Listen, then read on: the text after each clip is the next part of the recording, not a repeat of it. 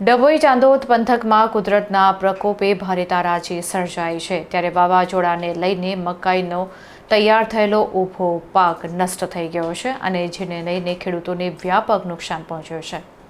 ભારે પવનને કારણે ખેતરોમાં ઊભો મકાઈનો પાક આડો પડી જતા ધરતીપુત્રો ભારે આર્થિક મુશ્કેલીમાં મુકાઈ ગયા છે।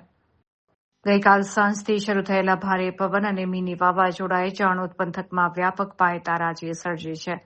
ખાસ કરીને નવા જૂના માંડવા, નંદેરિયા, ભીમપુરા, શનોર, ફૂલવાડી જેવા ગામોમાં પવનની ગતિ એટલી તેજ હતી કે ખેતરોમાં લહેરાતો મકાઈનો પાક સદંતર જમીનદોસ્ત થઈ ગયો છે।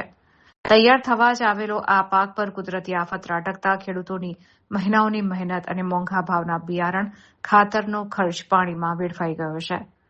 વાવાઝોડાને કારણે માત્ર ખેતી જ નહીં પણ અનેક જગ્યાએ વૃક્ષો ધરાશાયી થવાથી જનજીવન પર તેની વ્યાપક અસર પડી છે।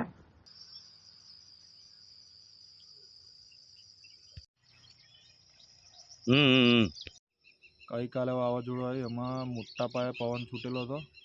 પવન છૂટેલાની અંદર મોટા ભાગે અમારા ખેડૂતોનું બહુ નુકસાન, આર્થિક નુકસાન થયું છે। મકાઈનો પાક મોટા ભાગનો હતો, જે બધો જ ધરતીદોસ્ત, જમીનદોસ્ત થઈ ગયો છે। એટલે અમારે મોટા ભાગે ખેડૂતો બિયારણનો દર વેચાતો લાવેલા છે। એ ઠેલીના ભાવ લગભગ 2100 થી 2200નો ભાવ હતો અને અત્યારે મકાઈના ભાવ છે નહીં। આસમાનના ભાવ જે હતા ગયા વર્ષ, એની જગ્યાએથી આ વર્ષમાં 1600 થી આજુબાજુના જ ભાવ છે। એટલે ખેડૂતોને રોવાનો વારો આવ્યો છે એવો ઘાટ છે। આસપાસના પંથકમાં બધા ખેડૂતોએ આસપાસના પંથકમાં મોટા ભાગે બધા ખેડૂતોએ મકાઈનું વાવેતર કરેલું છે અને આ પવનની અંદર બધી જ મકાઈઓ પડી ગઈ છે।